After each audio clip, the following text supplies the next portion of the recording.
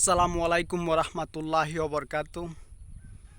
কেমন আছেন আমার সকল বন্ধুগণ? আশা করি সবাই ভালো আছেন।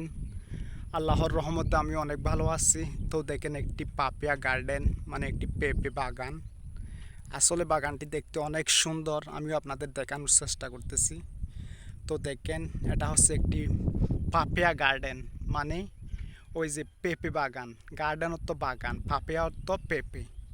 ওটা কিন্তু আপনাকে মনে রাখতে হবে। ওই তো দেখেন, কিছু কৃষক ভাইরা কাজ করতেছে।